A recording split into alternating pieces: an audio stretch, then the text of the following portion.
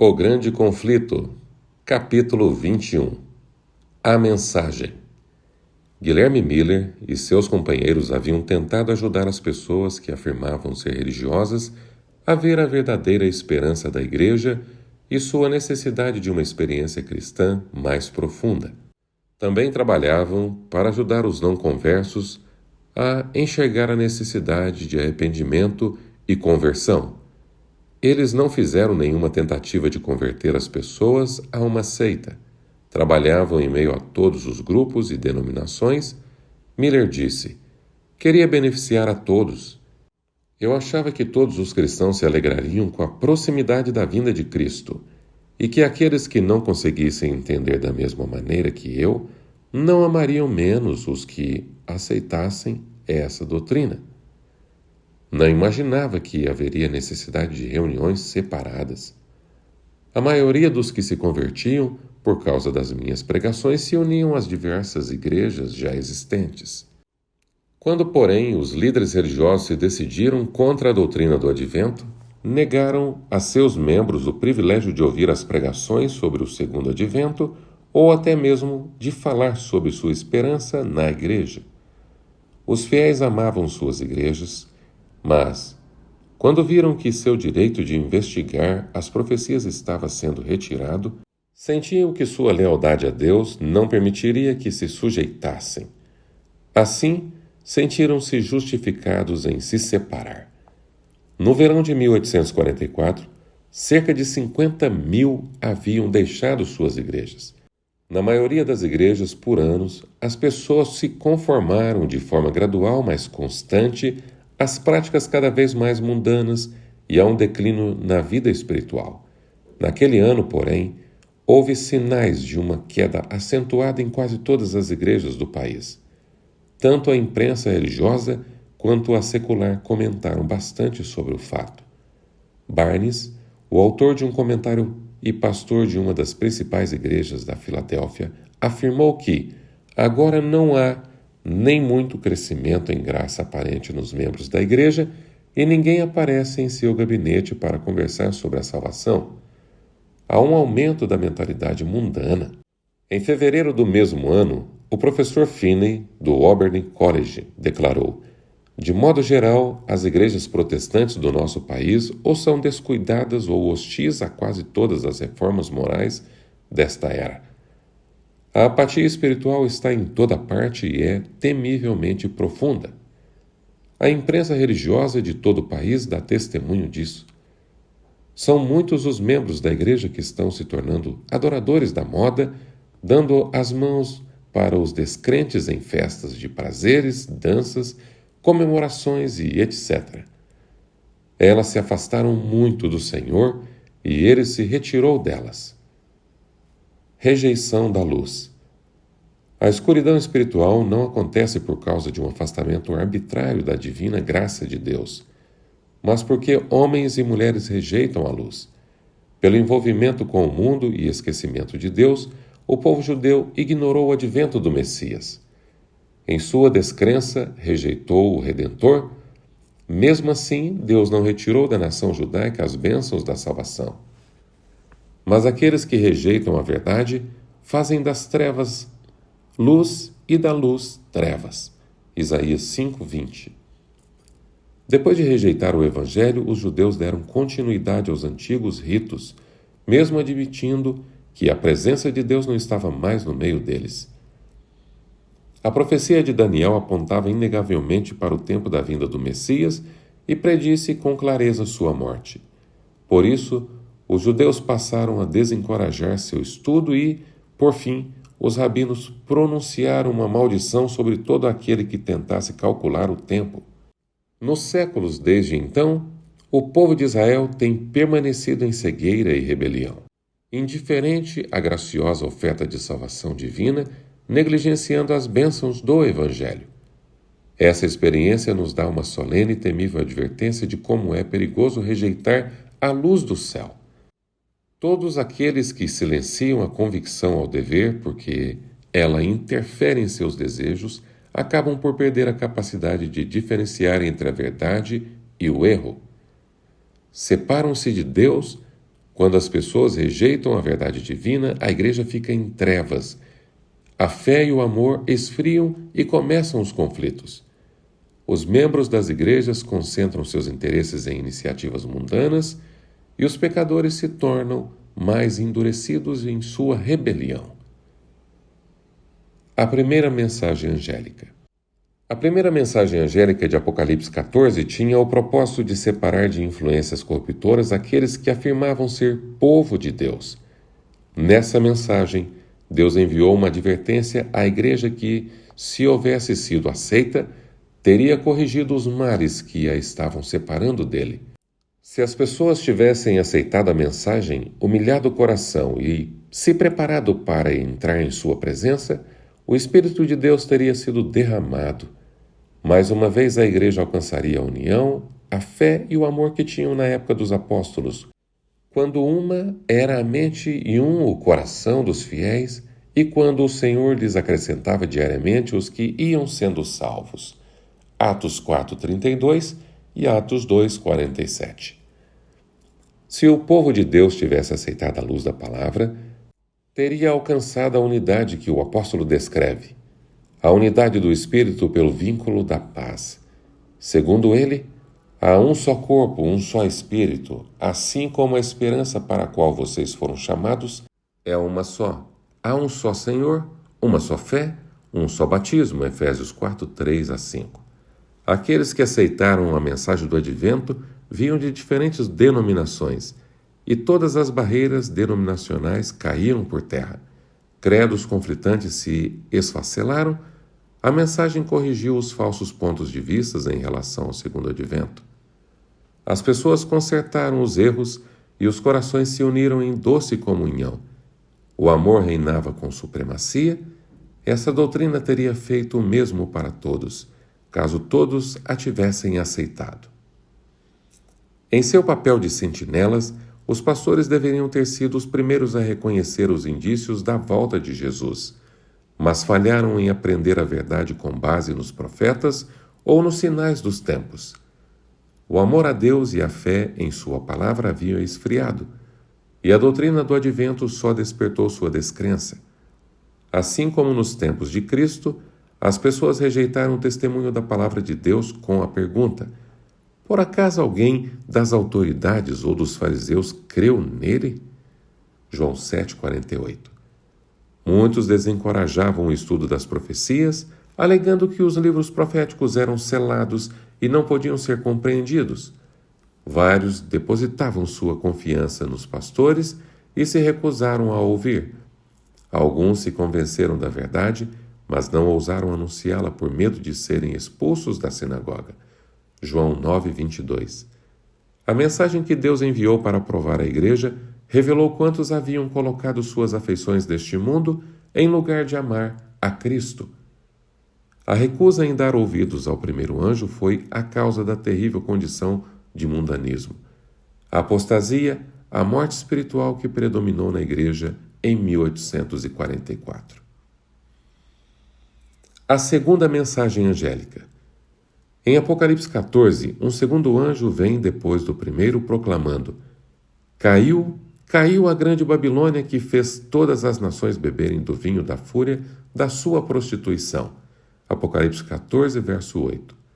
O termo Babilônia vem de Babel e denota confusão. Nas Escrituras, designa várias formas de religião falsa ou apóstata. Apocalipse 17 retrata a Babilônia como uma mulher, imagem que a Bíblia usa como símbolo da igreja. A boa mulher representa uma igreja pura e uma mulher imoral, a igreja apostatada. A Bíblia descreve a relação entre Cristo e sua igreja como um casamento. O Senhor declara: Eu me casarei com você para sempre. Eu me casarei com você com justiça. Oséias 2, verso 19. Eu sou o vosso esposo, Jeremias 3,14. E Paulo afirmou: Eu os prometi a um único marido, Cristo, querendo apresentá-los a ele como uma virgem pura, 2 Coríntios 11, verso 2. Adultério espiritual. Quando a igreja é infiel a Cristo e permite que as coisas mundanas encham a vida, a Bíblia compara essa prática à violação do voto conjugal. Usa essa figura para representar o pecado de Israel ao se afastar do Senhor. Como a mulher que trai o marido, assim você tem sido infiel comigo. Ó comunidade de Israel, declara o Senhor, Jeremias 3, verso 20. Você, mulher adúltera, prefere estranhos a seu próprio marido. Ezequiel 16, 32. O apóstolo Tiago disse: Adúlteros, vocês não sabem que amizade com o mundo é inimizade com Deus? Quem quer ser amigo do mundo, faz-se inimigo de Deus. Tiago 4, verso 4. A mulher, Babilônia, estava vestida de azul e vermelho, adornada de ouro, pedras preciosas e pérolas. Segurava um cálice de ouro cheio de coisas repugnantes e da impureza da sua prostituição. Em sua testa havia esta inscrição: Mistério, Babilônia a Grande, a mãe das prostitutas. O profeta afirma: Vi que a mulher estava embriagada com o sangue dos santos, o sangue das testemunhas de Jesus. Apocalipse 17, 4 a 6. Babilônia é a grande cidade que reina sobre os reis da terra. Versículo 18. O poder que reinou sobre os reis da cristandade por séculos foi Roma. As cores azul e escarlate, o ouro, as pedras preciosas e pérolas retratam a magnificência que a orgulhosa igreja exibia. Nenhum outro poder poderia ser tão verdadeiramente caracterizado como embriagado com o sangue dos santos da mesma maneira que a igreja que perseguiu os seguidores de Cristo com tanta crueldade. Babilônia também é acusada de conexão ilícita com os reis da terra. Ao deixar o Senhor para trás e se aliar aos pagãos, a igreja judaica se tornou prostituta, e Roma, ao buscar o apoio dos poderes mundanos, recebeu a mesma condenação. Babilônia é a mãe das prostitutas. Suas filhas devem ser as igrejas que se apegam aos seus ensinos e seguem seu exemplo de sacrificar a verdade a fim de formar uma aliança com o mundo. A mensagem anunciando a queda de Babilônia deve se aplicar a organizações religiosas que foram puras, mas se tornaram corruptas. Como essa mensagem ocorre após a advertência de juízo, precisa ser dada nos últimos dias. Logo, não pode se referir apenas à Igreja Católica Romana, pois ela está em condição decaída há muitos anos. Além disso, o povo de Deus é chamado para sair de Babilônia. Portanto, de acordo com esse texto bíblico, muitos que fazem parte do povo de Deus ainda devem estar em Babilônia. Em quais organizações religiosas encontramos hoje a maioria dos seguidores de Cristo? Nas igrejas que professam a fé protestante. Quando essas igrejas começaram, elas se posicionaram com toda a nobreza em prol da verdade e a bênção de Deus estava sobre elas. Entretanto, caíram por causa do mesmo desejo que arruinou Israel: a vontade de imitar as práticas dos descrentes e conquistar sua amizade. União com o mundo. Muitas igrejas protestantes seguiram o exemplo de Roma de se conectar com os reis da terra. As igrejas estatais fizeram isso por meio do relacionamento com os governos seculares e outras denominações o fizeram por meio de busca de aprovação do mundo. O termo Babilônia, confusão, é aplicado a esses grupos que afirmam extrair suas doutrinas da Bíblia, mas que, em vez disso, se dividem em grupos incontáveis com crenças conflitantes. Uma obra católica romana argumenta que se a Igreja de Roma pode ser culpada de idolatria em relação aos santos, sua filha, a Igreja Anglicana, deve ser culpada do mesmo, pois tem 10 igrejas dedicadas a Maria para cada igreja dedicada a Cristo. E o Dr. Hopkins declara: não há motivo nenhum para pensar que o espírito e as práticas anticristãs estão somente no que hoje é chamado de Igreja Romana. As igrejas protestantes têm muito do anticristo nelas e estão longe de estar completamente reformada da corrupção e da maldade.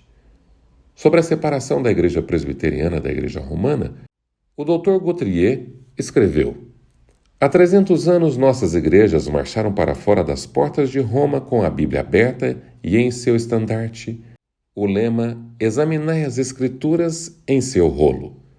Então faz a pergunta significativa: elas saíram limpas de Babilônia? O primeiro afastamento. De que maneira a igreja se afastou da mensagem simples do Evangelho? Tornando-se semelhante ao paganismo, para que os pagãos aceitassem o cristianismo com mais facilidade. Então, ao fim do segundo século, a maioria das igrejas assumiu nova forma. Quando os antigos discípulos desceram à sepultura, seus filhos, assim como os novos conversos, se levantaram e remodelaram a fé. Uma inundação pagã assolou a igreja, carregando seus costumes, suas práticas e os seus ídolos para dentro dela. A religião cristã conquistou o favor e o apoio dos governantes seculares. Milhares aceitaram a forma do cristianismo, mas muitos permaneceram basicamente pagãos, adorando seus ídolos em segredo. O mesmo processo não se repetiu em quase todas as igrejas que se denominam protestantes? Assim que os fundadores, que tinham um verdadeiro espírito de reforma, faleceram, seus descendentes remodelaram a fé, recusando-se cegamente a aceitar qualquer verdade além da que seus antepassados viram. Os filhos dos reformadores deixaram seu exemplo de abnegação e afastamento do mundo. É triste notar o quanto as igrejas populares estão afastadas do padrão bíblico. Ao falar sobre dinheiro, John Wesley disse: "Não desperdice nenhuma parte de um talento tão precioso em roupas desnecessárias ou caras ou em adornos inúteis. Não desperdice nenhuma parte dele em belas decorações para suas casas, em móveis desnecessários ou caros, em quadros dispendiosos, pinturas e enfeites. Enquanto vocês estiverem vestidos de púrpura e de linho finíssimo, e todos os dias se regalando esplendidamente", Lucas 16:19, sem dúvida muitos aplaudirão sua elegância e bom gosto, sua generosidade e hospitalidade. Mas fariam melhor em se contentar com a honra que vem de Deus. Governantes políticos, advogados, médicos e comerciantes entram para a igreja a fim de promover seus interesses mundanos. As organizações religiosas, enriquecidas pelos recursos desses mundanos batizados, passam a buscar ainda mais a popularidade. Constroem templos esplêndidos e extravagantes, pagam um salário elevado para um ministro talentoso entreter o povo. Seus sermões devem ser suaves e agradáveis para os ouvidos encantados pela moda. E assim ocultam pecados da moda sob uma aparência de piedade. Um escritor do Independent de Nova York falou o seguinte em relação ao metodismo: "A linha de separação entre o espiritual e o mundano se apaga em uma espécie de sombra, e homens zelosos de ambas as partes estão trabalhando para acabar com todas as diferenças entre suas variedades de atos e divertimentos. Nessa onda de buscar prazeres, o sacrifício pessoal em prol de Cristo se perdeu quase que por completo. Se há necessidade de recursos agora, não se deve pedir a ninguém que doe. Nada disso. Façamos um festival, um espetáculo, um teatro, um jantar dos tempos antigos ou algo para comer. Qualquer coisa que divirta as pessoas." Robert Atkins retratou o declínio espiritual na Inglaterra. Apostasia, apostasia, apostasia está gravado na frente de cada igreja. E se simplesmente eles soubessem e sentissem, poderia haver esperança. Mas não, exclamam, somos ricos, cheios de bens e nada nos falta. O grande pecado de Babilônia é que ela tem dado a beber a todas as nações do vinho da fúria da sua prostituição. Apocalipse 18, verso 3. Esse vinho representa os falsos ensinos que ela aceitou em consequência de sua amizade com o mundo. Em retorno, exerce uma influência corruptora sobre o mundo ao ensinar doutrinas opostas às declarações simples da palavra de Deus. Se o mundo não estivesse tão embriagado com o vinho de Babilônia, um grande número de pessoas se convenceria e converteria pelas verdades claras da palavra de Deus. Mas a fé religiosa parece tão confusa e contraditória que as pessoas não sabem em que acreditar. O pecado da falta de arrependimento por parte do mundo jaz à porta da igreja. A segunda mensagem angélica não se cumpriu completamente em 1844. As igrejas vivenciaram, naquela ocasião, uma dissolução moral por recusar a luz da mensagem do advento, mas a queda não foi completa. À medida que continuam a rejeitar as verdades especiais para este tempo, têm afundado cada vez mais. No entanto, ainda não se pode dizer: caiu, caiu a grande Babilônia, que fez todas as nações beberem do vinho da ira da sua prostituição. Apocalipse 18, verso 3. As igrejas protestantes estão incluídas na denúncia solene do segundo anjo, mas a obra da apostasia não chegou ao seu auge. Antes da vinda do Senhor, Satanás trabalhará com todo o poder, com sinais e com maravilhas enganadoras. E aqueles que rejeitaram o amor à verdade, que os poderia salvar, serão deixados para aceitar o poder sedutor a fim de que creiam na mentira, segundo Tessalonicenses, capítulo 2, versos 9 a 11. Somente quando a igreja se unir completamente ao mundo é que a queda de Babilônia será completa. A mudança é progressiva e o cumprimento final de Apocalipse 14, verso 8, ainda é futuro. A despeito das trevas espirituais nas igrejas que formam Babilônia, a maioria dos verdadeiros seguidores de Cristo ainda está nessas igrejas. Muitos nunca tiveram contato com as verdades especiais para este tempo. Vários anseiam por luz mais clara. Procuram a imagem de Cristo em suas igrejas, mas não a encontram. Apocalipse 18 aponta para o momento em que Deus chamará seu povo que ainda está em Babilônia para se separar da comunhão com ela. Essa mensagem, a última que o mundo ouvirá, cumprirá sua obra. A luz da verdade brilhará sobre todos os que têm o coração aberto para recebê-la, e todos os filhos do Senhor em Babilônia obedecerão o chamado. Sai dela, vocês, povo meu. Apocalipse 18, versículo 4. O fim do capítulo 21 do livro O Grande Conflito.